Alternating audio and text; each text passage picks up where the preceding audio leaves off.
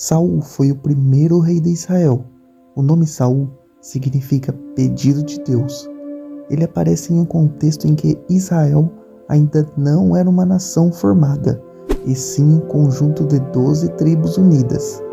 Essas tribos eram lideradas por juízes, e no tempo de Saul, quem liderava era o profeta Samuel, o último dos juízes. De acordo com o texto bíblico, com o envelhecimento de Samuel e com as frequentes ameaças de nações vizinhas, especialmente dos filisteus, os filhos de Israel se uniram e pediram por um rei. Eles desejavam ter um líder guerreiro, que, segundo eles, pudessem livrá-los de qualquer investida inimiga. Apesar da oposição por parte de Samuel à proposta, já que Deus deveria ser o único rei de Israel, ele acaba pedindo um sinal divino, e Deus indica o benjamita Saul. Saul aparece na história bíblica como um jovem camponês da cidade de Gibeá. Ele é descrito como um homem de físico imponente, o mais formoso entre os israelitas. A sequência da narrativa bíblica sobre a história de Saul mostra que ele era valente e muito corajoso.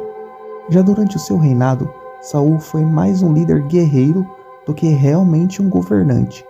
Ele não alterou quase nenhum dos padrões tribais que imperavam sobre Israel desde a época dos juízes. Junto com seu filho valente Jonatas e um exército composto em grande parte de voluntários, ele teve vitórias sobre os filisteus e conseguiu expulsá-los das colinas centrais. O rei Saul mostrou toda a sua habilidade como líder e guerreiro valoroso quando o rei de Amon, Naás, sitiou Jabes Gileade. Saul liderou um exército que destruiu os amonitas. Essa campanha militar impressionou o povo e os israelitas celebraram o reinado de Saul em Gilgal. Uma campanha de sucesso contra os amalequitas no sul também é registrado. Não há evidências de que Saul fez alterações nas estruturas da nação, e o único oficial do reino citado foi seu primo Abner, o comandante militar.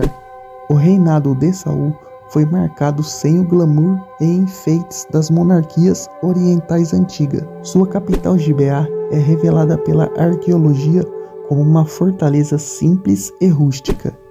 Israel conquistou muitas vitórias sob o reinado de Saul, porém seus erros foram suficientemente graves para manchar drasticamente seu governo.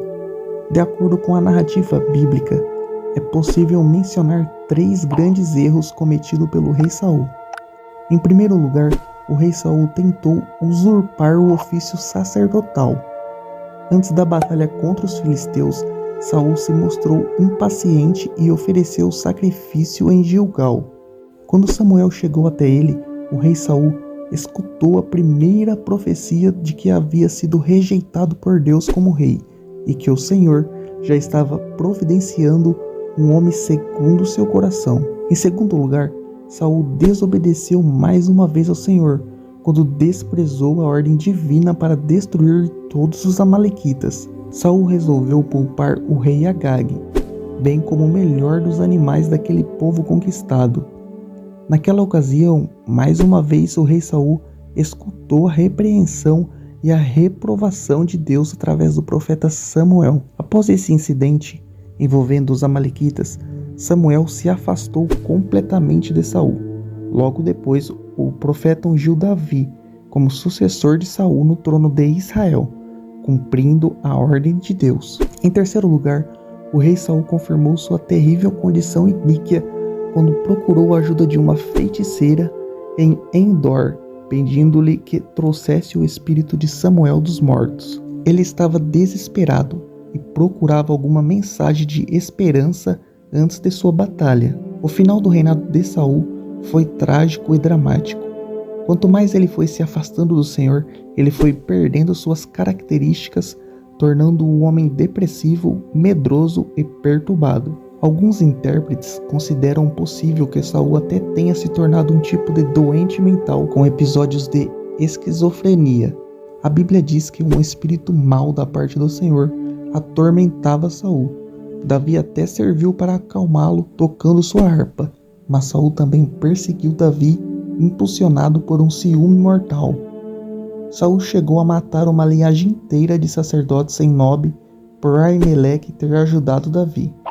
Davi teve a oportunidade de matar Saul 2 vezes, mas poupou-lhe sua vida, afirmando que não podia tocar no ungido do Senhor. Mas finalmente o reinado e a vida de Saul chegaram ao fim em uma desastrosa batalha contra os velhos inimigos filisteus. No Monte Gilboa, ele e 3 de seus filhos morreram, entre eles Jonatas, amigo de Davi. Temendo ser capturado pelo exército adversário, Saul lançou-se sobre sua própria espada. No outro dia, quando os filisteus começaram a recolher os despojos dos mortos no campo de batalha, encontraram o corpo de Saul.